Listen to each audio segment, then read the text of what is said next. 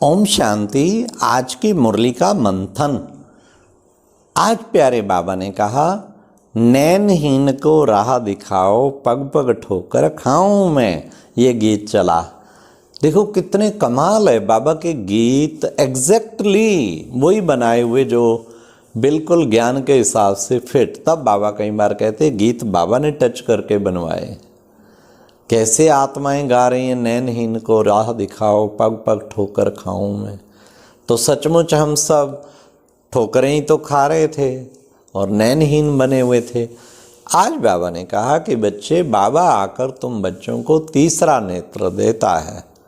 तो तीसरा नेत्र दिया तो हम सब कौन बन गए? त्रिनेत्री। दो नेत्र तो केवल फिजिकल संसार, विनाशी संसार को देखने के काम आते, जिनको देखते हुए भी नहीं देखना है। तीसरा नेत्र सदैव खुला रहना चाहिए, ज्ञान का नेत्र। और ज्ञान का नेत्र खुला है तो फिर कभी भी व्यक्ति माया से, किसी चीज से धोखा नहीं खा सकता। फिर बाबा ने कहा, देखो बच्चे, ये है ईश्वरीय फैमिली। ये ईश्वरीय फैमिली बच्चे कितनी बड़ी फैमिली है देखो। तो सदा तुम बच्चे अपने आप को ईश्वरीय फैमिली का मेंबर समझ के चलो कि हम ईश्वरीय फैमिली में हैं। तो बाबा ने कहा कि परिवार बच्चे, देखो कितना बड़ा हमारा 12 लाख भाई बहनों का परिवार। भगवान बाप के बने तो परिवार के मेंबर्स बन गए और कितना बड़ा परिवार मिल गया। सारे हम सगे से भी बढ़ के, बाबा कहते रूहानी कनेक्शन जिस्मानी से बढ़ के होता है। तो ये असली लगते हैं, जैसे पता नहीं कितने जन्मों बाद मिले, और वो तो फिर भी दूर के लगते हैं अब तो बाबा कहते ये है तुम्हारी ईश्वरीय फैमिली। तो फैमिली में कितना स्नेह होना चाहिए, आपस में कितना प्यार होना चाहिए हमारा फैमिली में। फैमिली में यूनाइटेडनेस की भावना, एक दो को सहयोग देने की भावना कितनी होनी चाहिए। फिर बाबा ने कहा, देखो बच्चे, शिवरात्रि ये 5 विकारों की रात्रि है। तो रात्रि जो है, इन रात्रि को बच्चे तुम्हें 5 विकारों की रात्रि को खत्म करना है ना बच्चे। देखो सबका जन्म दिवस मेरी शिवरात्रि, ये 5 विकारों को खत्म करने के लिए बाबा आए, शिव बाबा, और आके सब नई दुनिया स्थापन कर देते हैं। इसी की यादगार में शिवरात्रि बनाई जाती है। फिर बाबा ने कहा, तुम बच्चे हो ब्राह्मण चोटी। हाँ, बचपन में हम कितने प्यार से चोटी रखते थे तो बाबा कहते चोटी का मतलब क्या है? ये नहीं कि पीछे बाल थोड़े निकाल लो तो कह दो चोटी रखी गई। नहीं, चोटी, तुम ब्राह्मणों चोटी, मतलब इन सारे वर्णों में सबसे टॉप वर्ण अगर है तो ब्राह्मण वर्ण, सच्चे ब्राह्मण, बीके, ब्रह्मा कुमार, ब्रह्मा कुमारियाँ, तुम बच्चे चोटी पर हो। इससे ऊंचा ना कोई कुल हो सकता, ना कोई वर्ण हो सकता। तुम्हें कितना ना नशा रहना चाहिए, हम किस कुल के भांति हैं। फिर बाबा ने कहा, अगर कोई का शरीर छूट जाए तो बाबा बतला सकते हैं तो क्या पद पाओगे। एक बार बाबा ने कहा था, खुद भी तो जान सकते हो। तो देखो हम कितने विजयी रत्न बने, कितने विकारों पर विजय प्राप्त की है। तो कमाल है ना बाबा की। तो बाबा कहते शरीर भी छूट जाए तो भी बच्चे तुम्हें कभी भी घबराना नहीं है, उच्च पद पाना है। तो एक ये प्यारे बाबा ने कहा। और फिर बाबा ने कहा, देखो बच्चे, भारत हीरे तुल्य था और आज भारत कौड़ी तुल्य हो गया। वही भारत फिर हीरे तुल्य बन जाएगा। बाबा ने अपार संपत्ति दी थी। देखो बच्चे, मंदिरों में भी अक्की 4 धन होता था, आज तो सब लुट गया, कुछ भी तो नहीं रहा। अब फिर वो भारत को फिर बाबा हीरे तुल्य बनाने के लिए आए। कमाल, हमारा सारा भारत सोने हीरे की दुनिया में परिवर्तन हो जाएगा। दुनिया जल निमग्न होगी और हम सोने हीरों के महलों में बैठे होंगे। तभी थोड़ा थोड़ा टचिंग होनी शुरू हो गई है भिन्न भिन्न देशों को।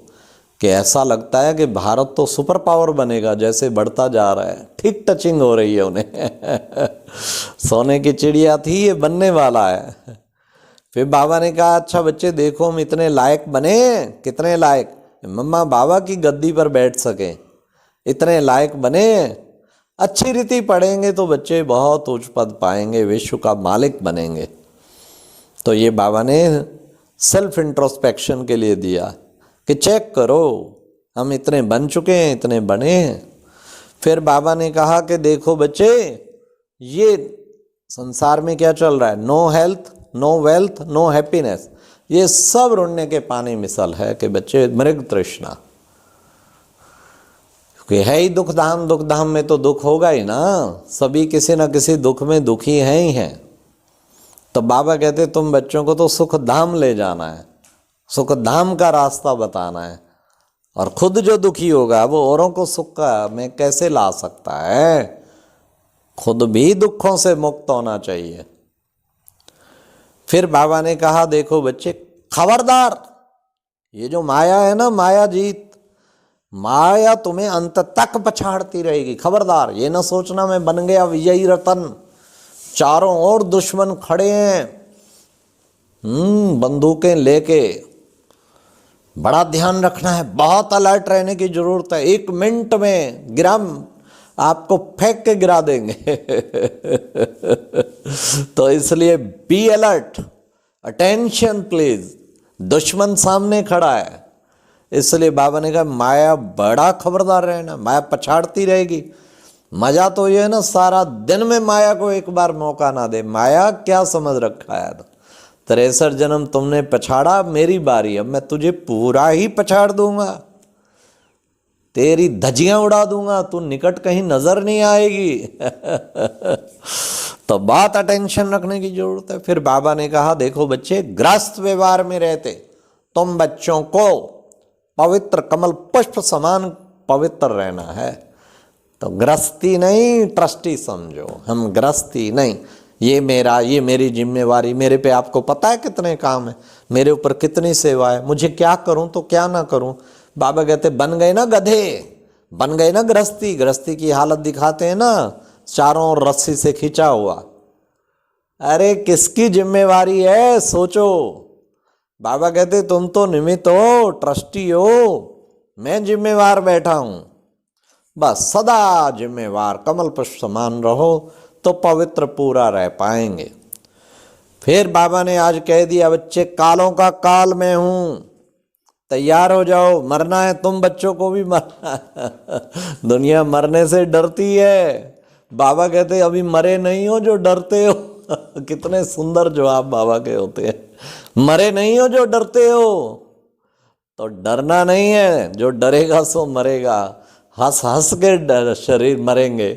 हाँ हमें तो पहले ही कफन वाइट कपड़ा पहना दिया बाबा ने थोड़ी कसर रह गई थी, अब ये मास्क यहाँ तक चला जाता है तो बाबा कहते कि बच्चे बी रेडी, अब तो बच्चे तुम मर चुके हो, तुम मरजीवा और फरिश्ता रूपी जीवन जी रहे हो, उधर से तो मर गए हो, कालों का काल मैं महाकाल हूँ।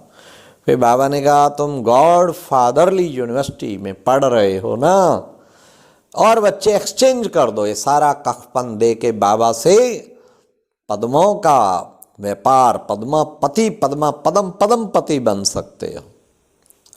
तो लास्टली बाबा ने कहा निमित्तपन की स्मृति के द्वारा मास्टर वरदाता भव, और नाम बाबा ने कहा सेवा के लिए नाम करना तो ये ठीक नहीं है, तो उससे बच्चे तुम्हारे अंदर वो कमी आ जाएगी। हाँ नाम के आधार पर सेवा करना अर्थात उच्च पद के नाम में पीछे कर लेना अपने को। अच्छा ओम शांति, ओम शांति।